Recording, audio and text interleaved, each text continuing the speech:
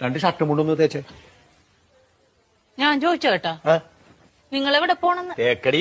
എവിടെ പോണെന്ന് ചോദിച്ചിട്ട് അത് പറയാനില്ലല്ലോ. അതല്ലടി, മലയാളത്തിലല്ലേ പറഞ്ഞത് തേക്കടി. നല്ല സൗകര്യമില്ല. ഇംഗ്ലീഷിലല്ലല്ലോ പറഞ്ഞത്, മലയാളത്തിലല്ലേ പറഞ്ഞത്. പറഞ്ഞാൽ നിനക്ക് മനസ്സിലാത്തിന് ഞാൻ എന്ത് ചെയ്യാനാണ്? നിങ്ങൾ എവിടെ പോണ? തേക്കടിന്ന്. ഓ, എനിക്ക് കലി കയറണുണ്ട്. നിങ്ങൾ എങ്ങോട്ടെങ്കിലും ഇറങ്ങിപ്പോയി എന്തെങ്കിലും പറ്റിയാ ഞാൻ അറിയുവോ? സ്ഥലം പറയാണ്ട്. ഇനി അത് പോട്ടെ, ആരെങ്കിലും നിങ്ങള് തിരക്കി ഇവിടെ വന്ന് ഇവിടെ പോയെന്ന് ചോദിച്ചാൽ ഞാൻ എന്ത് പറയും? നിങ്ങളെ ഇവിടെ പോണ പക്ഷെ അത് പറ ആദ്യം. തേക്കടി.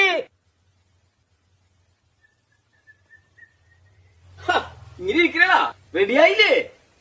ഷർട്ടും മുണ്ടും തേക്കാൻ പറഞ്ഞിട്ട് അവള് തേക്കാനല്ല. നല്ല സൗകര്യമല്ല തേക്കാനായിട്ട്. പോണ സ്ഥലം ഇതുവരെ പറഞ്ഞില്ലല്ലോ. എടാ, ഒരു 100 വട്ടം ഞാൻ ഇയാളോട് ചോദിച്ചു എവിടെ പോണെന്ന്. എന്നിട്ട് അയാൾ തുണി ആക്കണ കാര്യം പറയണല്ലാതെ പോണ സ്ഥലം പറയണില്ല. എനിക്കും പറ്റൂല. ഇയാൾക്കാ പറയാൻ കഴിയില്ല. നീ എങ്കിലും ഒന്ന് പറയാം എവിടെ പോണത്. തേക്കടി. ആഹാ, അത് കൊള്ളാല. ദേ ഒരു കാര്യം ഞാൻ പറഞ്ഞേക്കാം, എന്റെ കെട്ടിയൻ എന്നെ ഇടിപൊടിന്ന് വിളിക്കും. എന്ന് വെച്ച് കണ്ടവന്മാര് വീട്ടിൽ കയറി ഒന്ന് ഇടിപൊടിന്ന് വിളിച്ചിട്ടില്ല, അടിച്ച കാരണം വിളിക്കും. പറഞ്ഞാ മനസ്സിലാവൂല. അതാണ് ഞാൻ പറഞ്ഞത്. ഞാൻ പെടാപ്പാട് വെട്ടിയിരിക്കണ ഇപ്പൊ ഇവിടെ കിടന്നു. നിനക്ക് എന്നാ കാര്യടാ എന്നെ ഇടിപൊടിന്ന് വിളിക്കും? തേക്കടി.